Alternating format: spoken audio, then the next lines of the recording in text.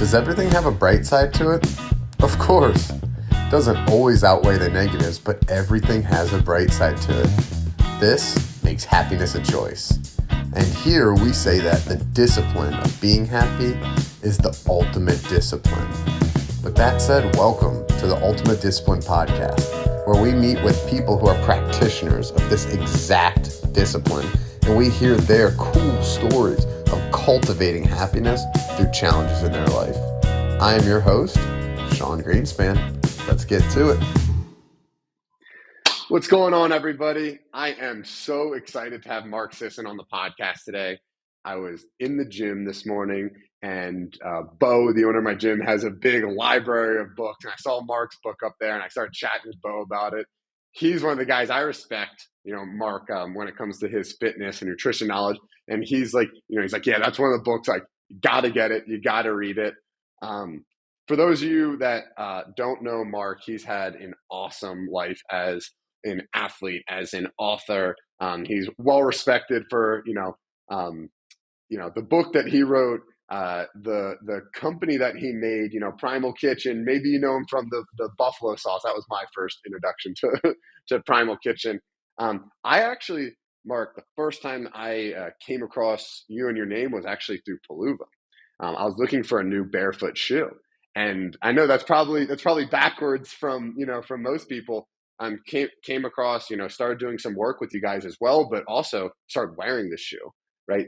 To me, that's more important than anything. Notice how it puts, we can dive into it. It puts pressure on my feet where I like it, makes me feel more natural. I am so excited to dive into your background, Mark, and I just wanted to thank you so much for coming on the show today. No, it's my pleasure, Sean. And I love the fact that you didn't know about me other than through Peluva. Because we're trying to change the way the world walks with this new shoe. And most people, I'm sure many of your listeners do know me from the Primal Blueprint or Mark's Daily Apple or Primal Kitchen, the food company. So however we got here we are. Let's go. Yeah, no, I think it's great. And you have quite an extensive background. Do you mind sharing a little bit about your origin story, about how you got into such a focus on health and wellness? I was just, as a kid, I grew up in Maine. I grew up in a small fishing village in Maine. I didn't want to be a fisherman. I wanted to figure out a way to get out of that kind of lifestyle and go explore other opportunities. I was very curious. For some bizarre reason, I got interested in anti-aging at the age of like 12 and 13. I started reading kind of these, there weren't many books in those days on anti-aging, but there were books on healthy lifestyles. And I read a lot of those. And I lived a mile and a half from school, and I found myself jogging to and from school as a means of transportation because I could beat the bus both ways. Based on the amount of running I was doing, I became a pretty good runner. And so I went out for the track team, found myself fit enough to win the mile and the 2 mile and most of the track events. So that sort of set the pace for me to become an endurance athlete. That was the track that I was leaning toward. Combine that with an interest in biology. I was kind of a pre-med student and had an interest in human biology, but also in human evolution.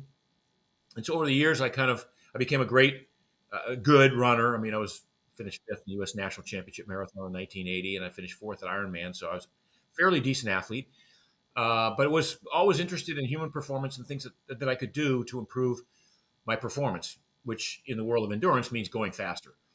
Whether that was methods or whether that was the diet, whether that was even some supplements that were starting to come available at the time, really got interested in all of those things. And coincidentally, as I get further and further along in my career as an athlete, I got more and more injured. And I find out later that I was injured as a result of my diet, as a result of the training. So I learned a lot. And, you and I talked before the show a little bit about, what life looks like in a totality, and the fact that many of the things that happen to us that at the time seem like they're horrible or bad or have a negative connotation wind up being the best things that ever happened to us. So in my case, my getting injured, my having to retire from competition put me on a path toward examining ways in which everybody could be lean and strong and fit and happy and healthy and productive without all of the pain and suffering and sacrifice that I think so many people assume they have to engage in order to have a wonderful life. The, the the premise was, in my case, I was combining my experience as an athlete with my investigations into uh, human biology and physiology with human evolution.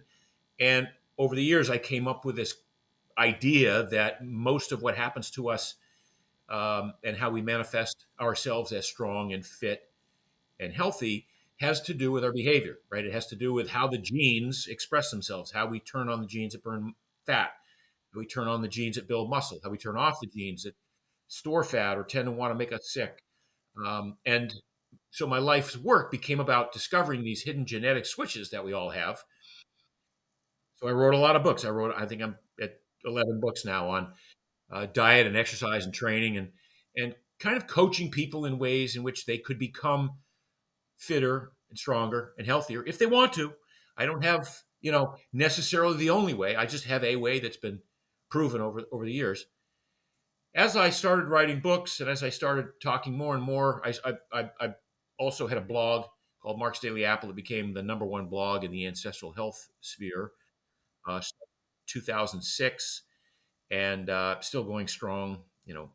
18 years later, and as I was over the years, as I was, I sold supplements. I designed a line of supplements early on, and for about 25 years, I supported myself quite nicely with a supplement business. But I discovered that I was writing more and more about food and how to make real food, natural food, how to get rid of processed food, how to kind of eliminate the sugars and the industrial seed oils and the processed grains. Realizing that when you do that, what makes food interesting are the sauces, the dressings, the toppings, the methods of preparation, the herbs, and the spices. And so I as a inventor and as a guy who's trying to solve the world's problems, um, every chance I get, I created this line of food called Primal Kitchen, and we introduced the world's first avocado oil based mayonnaise, and then avocado oil based salad dressings and pasta sauces, and we launched our first product in 2015, and it was an instant hit, and it took off, and it became one of the fastest growing natural food products in the country and in history. To the point that 3 years later, offered. I got an offer to buy it from Kraft Heinz, and I sold it to them, and thought, okay, that's great. I'll retire. And then that didn't work. I wasn't happy. I wasn't enjoying.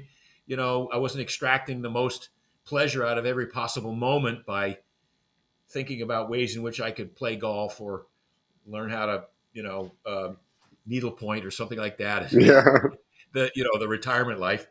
So I turned my attention to this problem that had plagued me my entire life, which is my dissatisfaction with virtually every type of footwear out there, whether it was dress shoes that were too tight and restrictive, or running shoes that were too thick and sloppy and cushiony. And I'd been an early adopter of the original five-toed shoes, and had worn them almost exclusively for 12 or 13 years, but realized that it was time that somebody came in and redesigned footwear from the ground up. And that's what started me on this path to changing the way the world walks, which is the mission behind Peluva, which is to get people to understand that the bottoms of your feet are the most important connection you have to earth. They are what get you from here to there. That's what you need to play sports, to lift, to run, to jump, to sprint, to just even to walk to the terminal in the airport, get on a plane and go to another country and do a walking tour. You need your feet for everything you do. And we recognize that people just don't take care of their feet. They don't take care of their foot health. And they sort of assume that what they have, the bunions that they have, or the plantar fasciitis or the heel issues, are like a natural part of getting older, or a natural part, or they inherited it from their parents. And of course, nothing could be further from the truth. You're born with perfect feet. So the idea behind Peluva is to provide footwear that allows you to relax, realign, and strengthen your feet every moment of every day when you're wearing them. I'll stop there, Sean, because that was a long-winded kind of speech, but that's part of my life story. Hey man, you got a lot to share. Yeah. I love it. And I mean, there's such a theme of just you trying to become the best version of yourself Right. and help others. And now I have a lot of questions, but I'm trying to think of one that I don't know if someone's asked you. So this is what comes to mind Oh, for good me. luck with this. Yeah, here we go. Here we go. So I'll kind of say it in a story, in a little bit of a story to start. Yeah. Me and my dad are opposites. I would say I'm more in your camp where I remember I remember like asking my mom if I could wake up before school and run around the neighborhood, right, to make sure I get my exercise, right? Like, Yeah.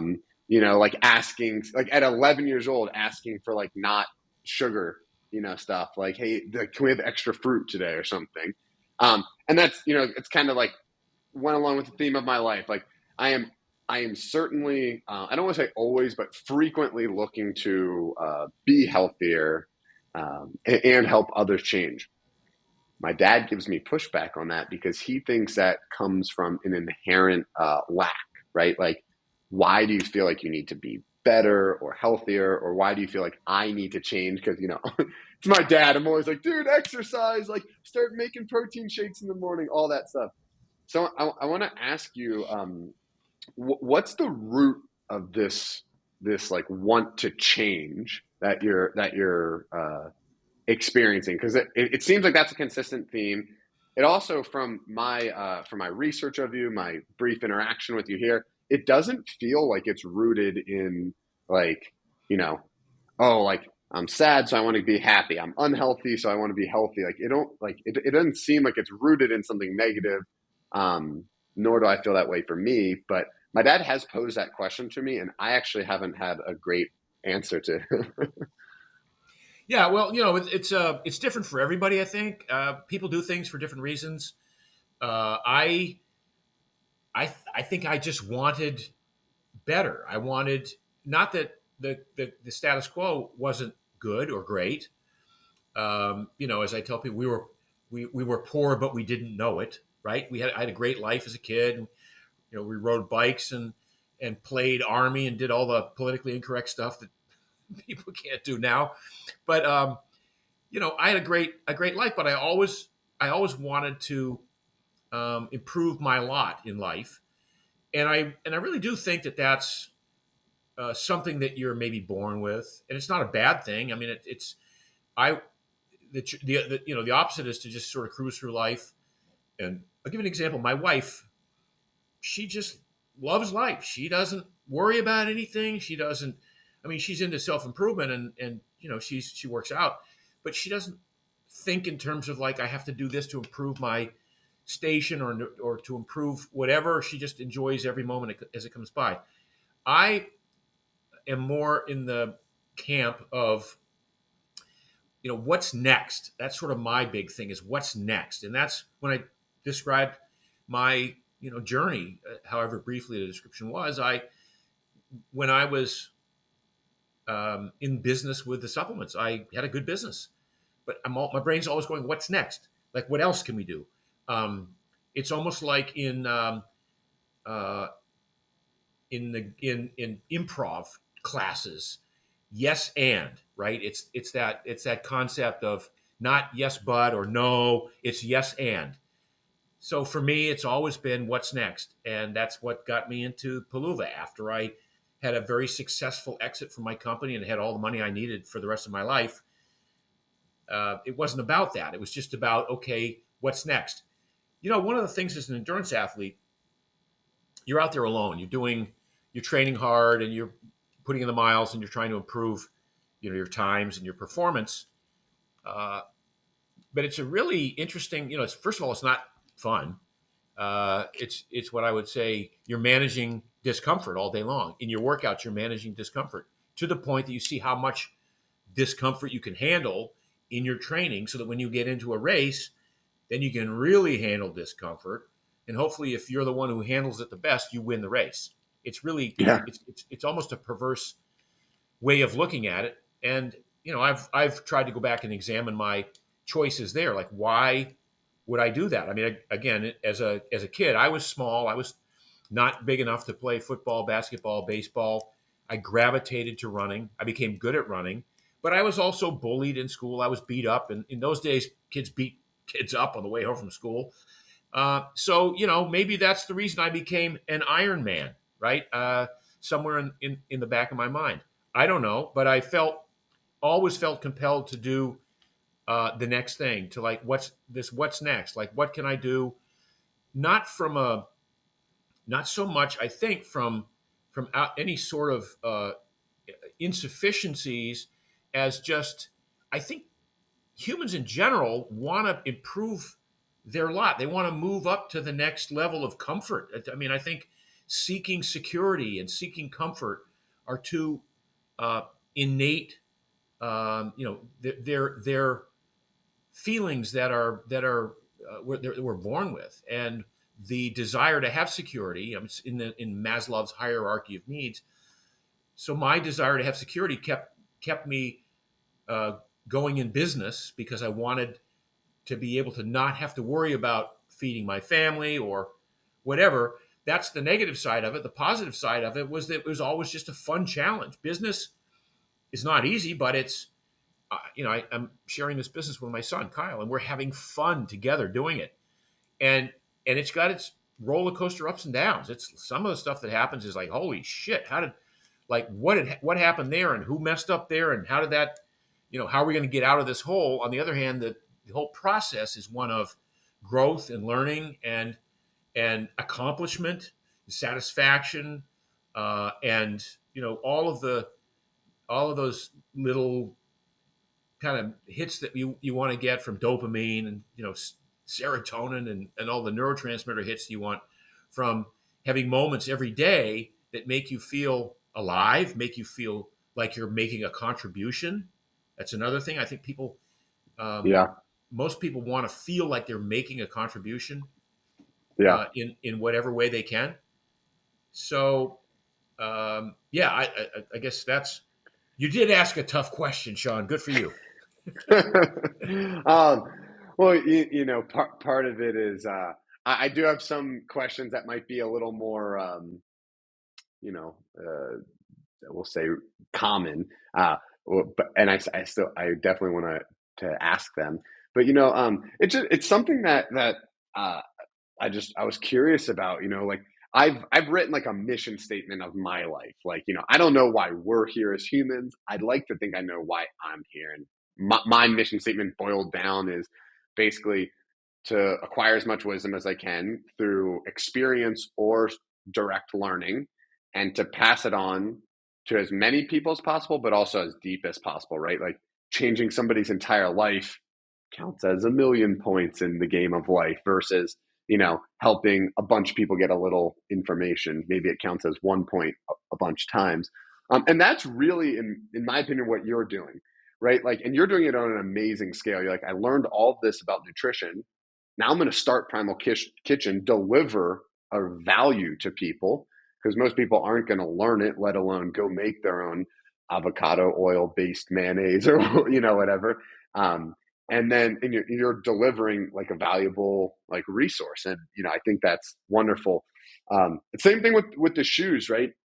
Man, Mark, I'm an endurance athlete as well. I have my second 100 miler coming up this year. I like to do, yeah, real slow, just keep it moving. Um, I I I love it. And what I realized was I could be in the best shape, strong as an ox, like great fitness. I stretch a lot. Your feet go first. And if your feet, and more importantly, even if that wasn't true, if your feet aren't healthy, it doesn't matter if you have strong ankles, knees, Correct. muscles. Like, it's like what's the expression? It's like building a house on sand, right? Um, and that's where I started falling in love with foot stretches, foot strengthening. And you can't always go barefoot. Well, let me ask, do you prefer to go barefoot if you can? Yeah, for sure. I'm the proponent of minimalist footwear and going barefoot, and I go barefoot as often as I can. But the reality of today's environment is, with all of the pavement, concrete, marble, tile floors, hardwood floors, it's impractical. And like I live in Miami and I like to do 6 and 8 mile walks. I could not walk barefoot on pavement the whole time. Now I could on the sand, and I've done it on the sand, and it's great if you're barefoot on the sand. But the practical reality is, you can't. Yep. It's not only impractical; it's probably antithetical to health to go barefoot on those surfaces. In other words, we did not evolve. We were born barefoot. Millions of years we were barefoot, and that's all we had. We didn't have shoes, so we evolved to be barefoot, but we didn't evolve on these surfaces, right? We evolved to walk barefoot on matted grass, on tamped down earth, on different varying degrees of textures and surfaces and things like that, not just some flat metronomic pavement that stretches on for miles and miles. I mean, that was the issue I had with the original five-toed shoes, which were so thin that if I walked 3 miles in them on concrete, I would get a bone bruise. I'd get my feet would hurt, just because you're not taking advantage of the Yeah. parts of your foot that are supposed to absorb shock and do all the things they're supposed to do. So with Peluva, what we did was we added just 4 millimeters of extra soft EVA cushioning, but you still have the ground feel. So I don't know if you've gone rucking or hiking in the woods or hiking off road. You're in Colorado, of course you have, with the Peluvas. I have guys doing 6, 7, 9 hour hikes with a backpack on in Peluvas, UTMB guys, trail guys Yeah. who are training their feet. It's like they don't care that they're not running on those workouts. Every step they take is putting their foot in a different plane, a different dimension, a different surface, and the feet are grabbing the rock, or the toes are articulating in a different position each time they push off. And all of that strengthens the foot. It rewires the brain, because that's one of the things that people don't get about the feet are so, there's 200,000 nerve endings in the bottoms of the feet. And the feet want to feel the bottom of the earth. They want to feel the surface that you're walking on. They want to feel the texture. And if you bypass that with thick shoes or with stiff shoes, not only can you get injured, not only do your feet get cramped, but your brain doesn't get the benefit of all of this continuous neural wiring. Like, every time you take a step, and by the time you weight the foot in front of you, if you're barefoot, the brain, by the time you put the weight on that, the brain already has all the information it knows on how to bend the arch, how to flex the toes, how to bend the ankle or twist the ankle one way or the other, how to bend the knee, how to torque the hip, all these things that absorb the shock of that one little foot landing. And the brain loves that information. It wants to do something with that information, and it not only rewires the brain, it reorients the body in a way that the entire kinetic chain from the bottoms of the feet all the way up to the neck, the entire kinetic chain gets involved in a way that's biomechanically sound and structurally sound according to the design of the body. And regular shoes just screw that up. These flat, thick, regular shoes that bypass all that information. So I can't wait for this next racing season, because I have a lot of guys who've been training in Peluvas and not running. I mean, I shouldn't say not running. Most of these guys will hike the uphills hard and then jog the flats or jog the downhills, right? Yeah. But I think this whole thing about, at our company, we say foot health is the new sleep. I love that. Yeah. I love that. And hey, while we're on it, this is the plug Peluva time, because Okay. I got to tell you, last weekend, so I turned 30 2 weekends ago. It was negative 10 degrees, and I was like, Emma, I told you I was going to run 30 miles on my 30th birthday, not in this weather. Wow. And Yeah. she goes, all right, if you wait a weekend, you have to do a 50K, so 31.2 miles. I was like, deal. If it's warmer, that's a good deal. So I'm barefoot as much as I can. I agree with you, Mark. I think what you said was a really missed piece of information. You have people that are like big shoes or barefoot. Barefoot doesn't work. Like, this house is hardwood. I stand almost all day. I have a mat under me right now. And I'm wearing my Peluvas. I'm wearing my Peluvas because it's a hardwood house, Mhm. right? Like, I mean, I don't know. I like to do things intuitively. My heels hurt when I walk like too much. And then, I have some very, very minimal shoes, like the super minimal ones. Same thing, long walks, they don't cut it. That's what I found with the Peluvas is like, I take jogs in them, anything under 4 miles Yep. on cement. Um, all my walking, all my standing, unless it makes sense to be barefoot, right? On dirt, like if I'm on dirt, I tried to go barefoot, maybe not for like long walks. But yeah, I absolutely love it. And going back to the story about my 50K, I when I take long runs, I use big running shoes, but I use them as a tool Yes, just of for course. running, Of right? course. 100%. Yeah, I agree. I agree with the yeah. concept. Yeah. But it's funny. I tried some shoes out. They were much bigger. Like if this was my foot, like the outside of my left heel is really, really hurting. Like it almost feels like I just like strained it, right? And like so much, like I couldn't even like wait there. And I was standing there just like trying to like this just over the weekend. I was just kind of looking at my feet, like trying to like where does it feel good? And it really felt good when the full foot was engaged, like the full big toe was engaged. And I was like, wow. I was like, wait, that's how my Peluvas feel. Hmm. So this was Saturday, right? Last Saturday. You Sunday, did I'm the telling you, run. yeah, yeah. Sunday, I was almost on the couch all day. Besides, I went to go lift weights because I was like, I got to exercise. And Monday, it was hurting so bad, and I literally put the Peluvas on and had a normal day. I took a 5 mile walk. I Yep. took them. I took them off and kind of like and put my other shoes on. And I'm telling you, it was like instant. Like it's not like the Peluvas healed me, but they put me into a natural walking position that allowed me to continue to exercise. No, no. I'm hearing this a lot now, and it's a weird kind of double edged sword. It's my friend Tom Hodge who's doing a lot of. He's now a year into his training in Peluvas, and much of his training is rucking. He sometimes goes with a 60-pound backpack on, and he does like 10 miles. And I think he did like 2,100 miles and 175,000 vertical last year in Peluvas. And he said he was training exclusively in Peluvas. He put on his regular running shoes to go do a 20 miler the other day, and he said his calves hurt and his quads hurt. And we had this conversation, and he's like, "Is that right? Because I thought, part of me says that in training in Peluvas I should be stronger, and that should not happen." And I said, "Well, what's happening is when you're in your Peluvas, you're absorbing the shock starting with the feet. So 20% of the work is probably done just with the arch and the toes and the splay, spreading out the G forces before they even get to the ankle, before they even bring the calf into play. That's the brain distributing the forces evenly up the kinetic chain. When you put on your thick cushioned shoes and bypass that information, yes, now you're putting all that strain on whatever the weak link is. In this case, it was your calf muscles and your quads. I mean, he wasn't he wasn't debilitated. He noticed that his calves and quads were hurting more after running in his regular sort of high thick cushion running Yeah, shoes. Yeah, I got to tell you, I feel okay.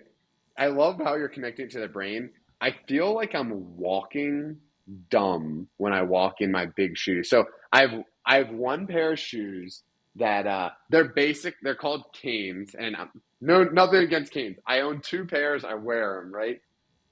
They're it's like a croc, humongous heel, flat, very wide. And then they're like made of rubber, and they're made for like after the 30 mile run to yeah, like hang out, or like I wear them to the gym and then change, or like in the ice yeah, bath in the sauna, stuff like that. yeah. When I walk on anything besides flat pancake cement, I feel like I'm walking dumb. And what I mean by that is like I'm not reacting to like the earth, and like it takes like Absolutely. big like knee and hip motions to like get like it's a weird sensation, but like once you like wear like any minimal shoe or barefoot, and then you go to something like that, it just feels like you're like, oh, let me just throw my feet down, and like these shoes will catch me. Like you're just like not No, used to. that's absolutely right, and you're right. The shoes will catch me. The shoes will dictate what's happened. But in fact, what's happening is without that information, the brain has no idea of exactly how and where to bend the knee. So it might bend the knee the wrong way. It might even bend the knee, outwards a little bit, because these shoes tend to rocker, a little bit like you're walking on a Bosu ball or something. Um, I walk a lot. I walk when I'm in Europe. I walk 50 miles a week. It's part of my routine there. Some of it's on pavement, some is hiking. But I know if I take my on running shoes to go, to walk 3 miles, my knees will hurt or my lower back will hurt because I'm walking dumb. I'm going to use that line if you don't mind. The walking dumb thing. I think that's a great line. Please do. Yeah. But that's when dumb means, you're not thinking. That's you walking without your brain having any input into exactly how to orchestrate the entire kinetic chain from the bottoms of the feet up. It's just literally having to start guessing from the ankles up, and Yeah. that's where you get into trouble. Yeah. And it's funny. I was kind of preparing for this chat this morning. And one of the themes that I think circles you is the word primal. And obviously you have, the Primal Blueprint, the Primal Kitchen. But the word primal, again, I think I came to it backwards. It came to me from the barefoot shoes. Like I was talking to my girlfriend over breakfast this morning, and I was like, I'm so excited. Like, again, I was like, I get to talk to him about health, nutrition, the exit, like, all this stuff. I get to talk to him about this primal shoe. And then I was like, oh, primal kit, like, I was like, oh, Primal Kitchen, the Primal Blueprint. And the reason I bring it up like that to you um, would you say that your view on health and wellness is kind of like primal, like you want to almost like rewild us to kind of like back how we used to be? Absolutely, that's the reason I have like. By the way, the company that owns Peluva is called Primal Footprint. So that's the parent company of Peluva. That's the Love it. corporation. It's called Primal Footprint. No, I have trademarks going back to 1982. Primal Urge Press, Primal Blueprint, Primal Nutrition, Primal Fuel, Primal Kitchen, Primal Health Coach. Um, and when I went to get Primal for shoes, which was an obvious next step for me, somebody in Colorado already has the name for clothing, and they have just the word primal exclusively for all clothing. So I couldn't get it. It really kind of pissed me off, but it made us. That's so the name Peluva came out of that. Um, that situation where we couldn't call it what I wanted to call it. Let's make up a name. And so Peluva evolved. And in fact, it comes from the Portuguese pe, which is foot, and luva, which is glove. So it's Peluva is foot glove in Portuguese. Nice. I was gonna ask. It had to have a Yeah, reason. It is a little foot glove. yeah, No, I love that. I often like research a lot about health, right? And then you get all these like facts, and they're usually not that useful. Like information isn't like useful, like wisdom is, right? And for me, when I'm like, okay, cool, I got like these 10 points, like what is the overarching element that these things fall under? And then how do I continue to derive that up? Um, it almost feels like I generally have two things that things roll up to. One is it both feels good in the moment and I feel good after from it, right? Because like eating cake might feel good in the moment, but you don't feel good after. right. Exercise, I'll feel good during and after. Or the other is this how we used to do it? Is it the natural way, the primal way? Yeah, And I really think like when like people try to confuse things, and I don't think they mean to, but I think they try to confuse things because maybe their ego wants to get in the way to give them like an excuse for not being healthy. It's like, oh, is like this healthy? It's like like if you have to like open the bag or like take the wrapping or like throw the wrapping away, like it's probably not yeah, healthy, right? yeah. Well, I would use that same lens, that same filter to look at biohacking, for instance. Biohacking is, I think, it's gotten out of hand. There are people who are looking for shortcuts to achieving better health or longevity because they don't want to do the work. They don't want to put in the time that's really necessary in the primal way that we evolved for these adaptations to take place. So, I don't know, the idea that you would wrap your thighs up in some cold compressive thing and ride a bike for 10 minutes and get the workout of a 45-minute workout, or that you would, put on some headset and watch some 3D imagery and get the same alpha state that you would from 4 hours of sleep. Not buying that stuff. I just started thinking about this the other day, that biohacking is sort of the day trading of the health world. Day Yeah. trading isn't investing. Day trading is just betting. It's just gambling. There's no two ways around that. And not to say that people who day trade are not good people, but day trading is not investing. Those companies are not taking your money and hiring people and buying new equipment and leasing buildings. You're just giving somebody else money for a piece of paper that represents fictional ownership in that company, hoping that you can sell it to another guy later on down the road for more money than you paid for it. Well, Yeah. biohacking has sort of that same thing. It's not. It's a kind of a short term solution to get a feel good. A cold plunge, great example. I mean, I'm not against cold plunging. I do it myself, but I think cold plunging's got oversold as, some guys will say, "Oh, nothing burns calories like cold plunging." Well, no, that first of all is wrong, and second of all, you want to go burn calories. You want to go do the work, right? You want to get out there and work out and give your body the signals it needs to change and to become stronger, Yeah. or to become more biomechanically efficient, or to build muscle, or get faster, or whatever it is you're looking for. So anyway, I see that a lot now, that people are trying to circumvent the primalness of who we are. We're basically just apes in pinstripe suits, right? We have the same DNA that we've had for tens of thousands of years. And so we always kind of have to go back to how do we get here? What are the behaviors that caused us to be strong and lean and fit and live long enough to pass the genes along to the next generation? And too many people are trying to bypass that with they're trying to figure out, the workaround, figure out the hack.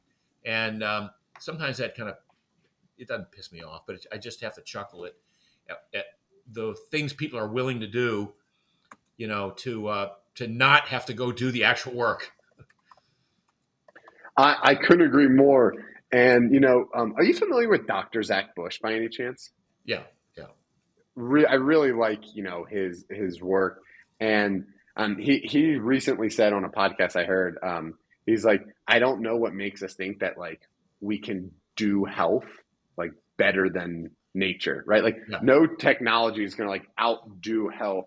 And again, it's funny. My thoughts with cold plunging, for example, I've went like this, right? It's I do it, I like it, but it's not holy cow, this is the end all be all. Now I don't need to exercise, meditate, sleep. It's no, Yes. this is a great addition. Yeah. It's a great addition because most of the time I am in a comfortable home where it's 70 degrees or 60 or 80. The range doesn't go that far. Let me experience something, different. And, tying this to happiness, Mark, people try to circumvent the process and shortcut it, and ultimately I don't know why. And I think that it has to relate to either, I don't want to say people are not happy, but I want to say they're conditionally happy, where the book I'm writing is about practicing unconditional happiness. Mm. And I think that's of course, this is what I think. That's the name of my book. I think Yeah. that's key. If you're conditionally happy, you're not happy. You're satisfied in the moment because your desires are met. And, you know, being unconditionally happy means being on mile 25.5 of a marathon where your lungs are beating out of your chest, your legs are on fire. And in that moment, you're happy. And when you cross the finish line, and when you rest after, and then when you pick the next race or decide Yes. to never run again. And I don't, yeah, I don't know where that disconnect is. No, it's. I think part of it's cultural. And like if you've been to Africa, I've been to villages in Africa where the kids have absolutely zero, and you see them um, half naked running down the dirt road barefoot with a metal hoop and a stick, laughing their asses off and having a great time, and they're unconditionally happy. It is not. It's not dependent upon something else happening or some other goal coming true. Right in the moment, they're having a blast, and they're not comparing their happiness to other people's happiness or their lot in life. They're not they're not uh, they're not outside themselves. They're in the moment, and I wish I wish I had that. It's like that's the that's the real thing. Whereas here, so many people are like, you know what, Sean, I'm not happy yet, but I will be when something happens, right? I'm almost happy. I'm not quite happy. I'm gonna be happy when this happens. Then, you know, and I've seen it happen. I've watched it happen to myself, where you have a big event that happens in your life. Winning a race, a great example. You win a race. It's a feeling of elation that lasts about a day, and then there's almost a depression if you don't correct it. Of like, that's the what's next, right? That's like, okay, I just achieved this goal. Everything I'd done in the last 6 weeks, 6 months was in the pursuit of this goal. I achieved the goal, and now I'm let down. What's next? And and you would think, well, like, what the fuck? Like, you just accomplished this huge life goal. Why would you not want to be happy for the rest of the week or the rest of the year, or the rest of your life? But no, you're already thinking about the next thing. So I have to catch myself sometimes from doing that, right? And from attaching happiness to outcomes rather than enjoying the process, enjoying the Mm-hmm. journey. Now, from my own perspective, having achieved a sense of security allows me the luxury of spending more time enjoying the moment and not worrying about the bad things that might happen, because that's my tendency is to be a worrier about what could go wrong, right? What could happen to dismantle all this and set us back to zero. I've been able to overcome that, but only in the last decade or so have I truly gotten to the point where my wife goes, "Oh my God, you're so much lighter and fun to be around, all the time now, because you're not caught up in the thought or the project or the book or the whatever it is that you're working on." And I think it's a skill that in this culture we have to develop it as a skill. In some cultures, like I say, in my visits to Africa, like, oh my God, these people are so happy. Like, I love that, and that's what they have. That's all they have, and they're happy with it. We're more culturally like, feeling the value of happiness and having to have a relative amount of stuff going on. So I don't know. That's maybe waxing too philosophical for even myself here. So No, I love it, and it's something that I think about all the time. Is like, how do people that just don't have anything or don't have nearly as much as us? How are they? They are unconditionally happy, right? yes, yeah, And a lot of it, is circumstantial, right? Like, you don't know what you don't know. But that is no excuse, right? Like, we don't know what we don't know, right? Obviously from their point of view, there are people with more in some element. It might not look like more to us, but to them, it looks the same. And it's just it really. I personally think it's a detachment from nature. I personally, I like I try hard. Actually, I take that back. I don't try hard enough. It's something I want to work on to connect myself more with nature. Even like my really good friend, he just started living out of a van. He totally doesn't like need to, but he's like, it's gonna force me to like. Who wants to hang out in the back of a van? Like, he's like, it's I'm there to like get food, change clothes, sleep. Besides that, yeah, I'm gonna be outside. yeah, He's like it's very inconvenient for him to be indoors. yeah. There's not like a lot to move, and he's setting his environment up for success. And he's, in my opinion, like eliminating distraction too, Mm-hmm. because that's a huge element of it. Is we're all creatures of habit. We're all humans. If we have the chance, if it's like I don't know, I love camping, but if I have the choice, if I'm like here and I don't need to set up a tent, I could just lay in a big comfy bed. Like I'm gonna lay in a big comfy bed, you know. Sure. And then when I'm camping, I'm like, this is the best. Why don't I do this every single night, right? Like, Exactly. you know, Exactly. um, Yeah. same with food. I try to win at the grocery store. If I have nothing but fruits, vegetables, lean meats here, oh, I love it. Right when there's brownies in the house, I'm eating the brownies. Like it's just what Right. goes down. Um, Mark, I have a couple questions for you about nutrition, and I guess I would love, like, in your words, would you say that the Primal Blueprint is your most, like, well-rounded book Yeah. on nutrition? Yeah. That's my treatise on nutrition. That's what, that's the sort of the overarching theme and foundation upon which every other book I wrote was based, but it still comes back to really having to understand how the human body works in order to take the advice that I give you. I insist that you understand how the body works so it makes sense to you, right? So yeah, Primal Blueprint is my book. Yeah. Um, you know, I'm wondering, like, not the main takeaway in your words. I'm wondering what do you think is, like, the most important, like, foundational element that people would take away from that book that, like, other things build off of? Well, I would say that the recognition that 80% of your body composition is determined by how you eat. In other words, you can't exercise away a bad uh, diet, that you can't create the body composition that you're seeking, or the blood sugar management, or any of the other aspects. Even you can't even sleep properly if you don't have your diet dialed in. Which isn't to say that you shouldn't work out. You absolutely should work out, and you absolutely should sleep right and get sun exposure. But the diet is the critical component of this. So most people would really be well served to start with the diet, and in that regard, they would start with eliminating the processed foods, right? The pies, cakes, candy, sugars, sweetened beverages, industrial seed oils, and just kind of come down to real food. And just to the extent that they can incorporate real food in their dietary program for, say, a 30-day experience, and see what it feels like, they'll be sold, right? They'll get, whether or not they stick to it, they'll know that it works, and they'll understand that this is the way we were designed to eat.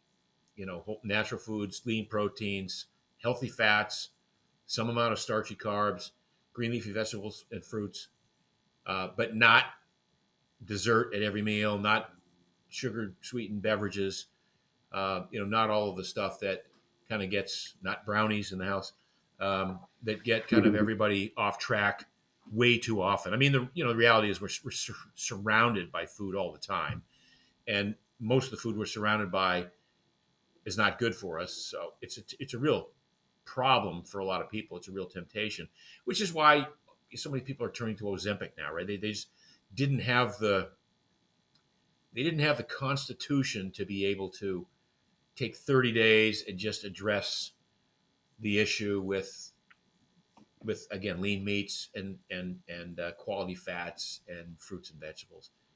Yeah.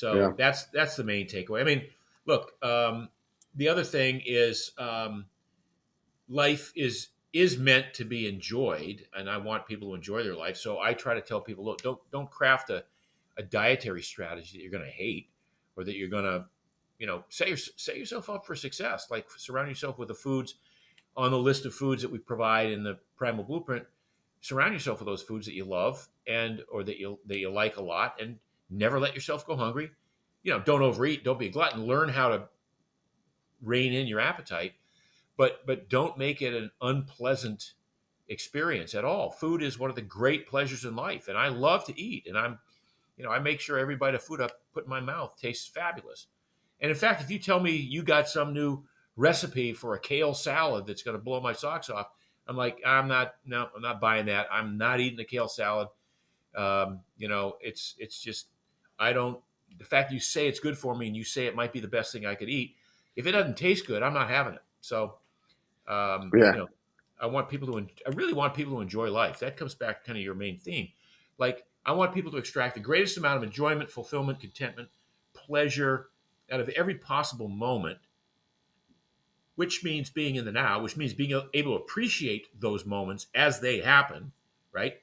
And so a lot of what I've done over the years in my writing is to give people strategies for doing that, for achieving that sort of sense of satisfaction and accomplishment and fulfillment, whether it's in the gym, whether it's going on a walk in fresh air, whether it's my latest one is getting people to understand how walking in on a rocky surface in Peluvas can be like giving yourself a foot massage for 45 minutes. It's unbelievable, and people, they never experience that. So I want people to have these sorts of experiences. I love it. Yeah, I mean, being like experiencing life is absolutely, I think, one of the reasons we're here. Like, we learn through experience, and um, you know, I think sometimes going back to really the title of this podcast, right? The happiness discipline. I came to that title because I think discipline, or I think happiness is a discipline, right? And like, if as you're eating food, you're focusing on the freshness of the fruit, right? And how it is healthy and how it is sweet and maybe subtle, and like, the flavors in there and the natural flavors that we just kind of like connect with.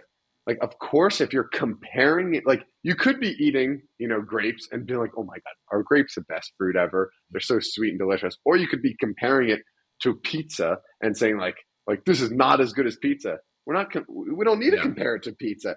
That's your mind losing discipline, in my yeah, opinion, right? And yeah. that's where the happiness and health connect quite a bit.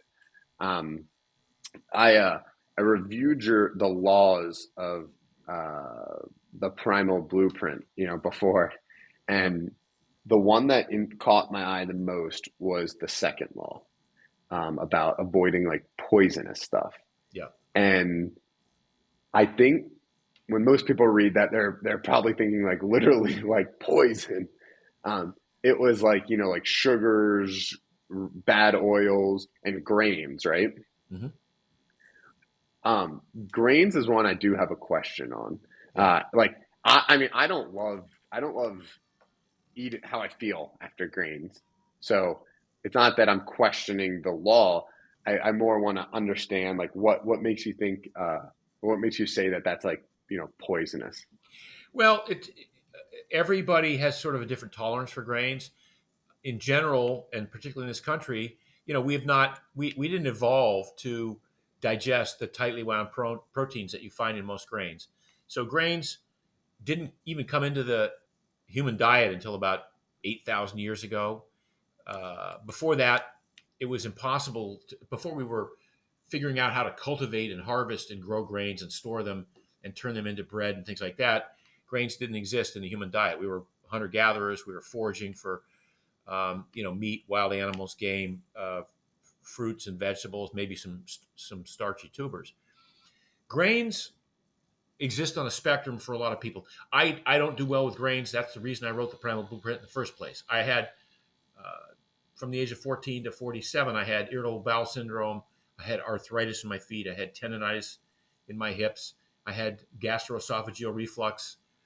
I had a lot of these issues that I only discovered late in life were directly a result of my eating grains, in particular wheat. So even though I'm not celiac, it doesn't mean I don't have a particular reaction to grains. And the fact that you just said that you don't your body doesn't feel right or well when you eat grains, you're one of the people that's on that spectrum of like maybe it's better off that you not eat grains to the extent that the U.S. government would suggest that you eat them in terms of 6 to 11 servings a day. So the Primal Blueprint did come about as a kind of an aha moment I had when I did a 30-day experiment at the age of 47, and I gave up grains for 30 days, and all of my arthritis went away. All my irritable bowel syndrome that had run my life for those 30 years went away, and that's when I really understood the power of food, the power of how certain foods can be toxic to a lot of people, And then along came people like, Melissa Urban, who used to be Melissa Hartwig, who wrote the whole 30 program. And she would do a 30-day elimination. And a lot of what she did was based on her reading my early works. And she said, well, I'm going to go one better. I'm just going to eliminate everything for 30 days. Not everything, but anything that would be deemed to be potentially problematic, whether it's nightshades, alcohol, grains, sugars, and artificial sweeteners and things like that. And then see how I feel and reintroduce this stuff. And invariably, everyone who does one of these elimination diets feels better.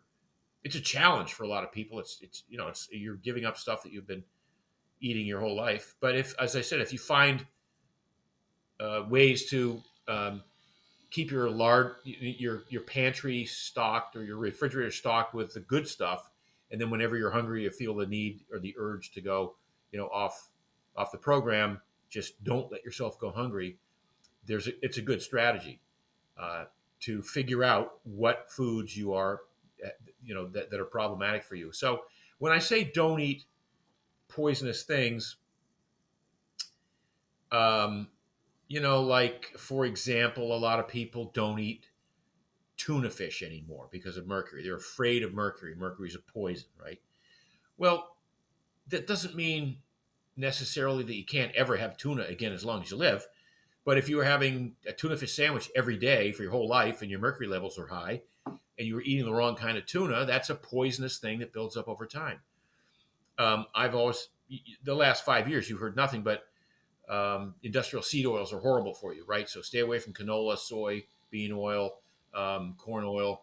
Well, they're problematic for a lot of people, and there's nothing good about them. Some people can get away with eating them and not have real issues, but most people will find that consuming high levels of industrial seed oils are problematic because inflammation. They may have an effect on how your body manages glucose. They may get incorporated into the cells in ways that allow the cells or cause the cells to maybe not function as well or not be as pliable. So to the extent that you can get rid of them, get rid of them. But it doesn't mean you're going to, croak or keel over if you have a serving of soybean oil because you went to a Japanese restaurant and something was fried in it. So the general concept of avoiding poisonous things was just a kind of, again, if you go back to, I drew this from evolutionary biology. So you go back to human history. If we ate a poison berry, we died, right? There was no emergency room. You couldn't get your stomach pumped. Maybe before you died, maybe you threw up or, there was some reaction, but there were so many plants that are poisonous to humans.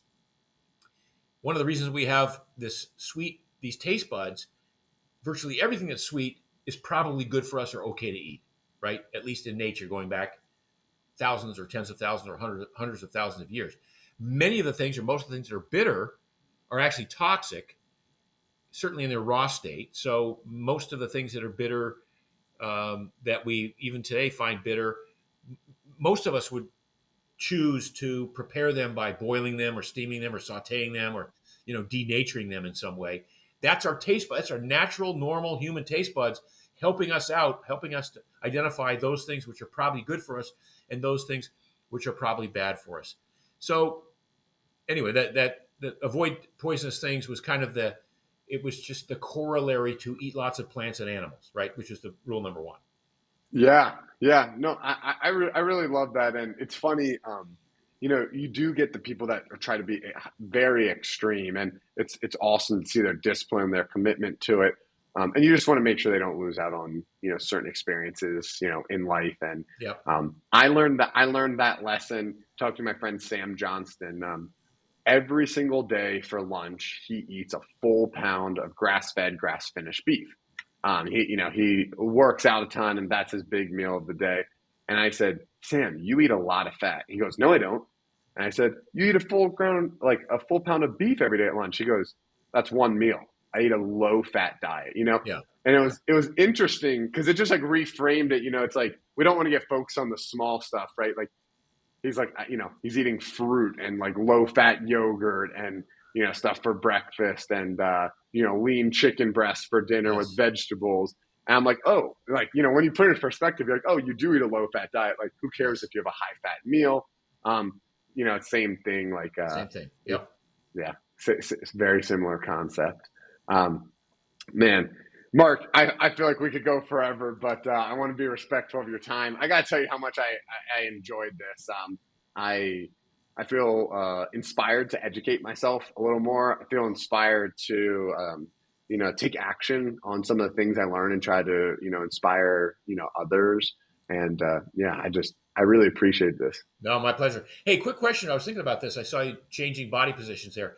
Are you were you standing on a stone mat? No, but I need to get You one. got to get one. That's amazing. I mean, that was when I first started doing a stand up desk 20 years ago. I got a stone mat, and you can buy them on Amazon. And the stones are about this big. It's incredible how it grounds you. And barefoot on them.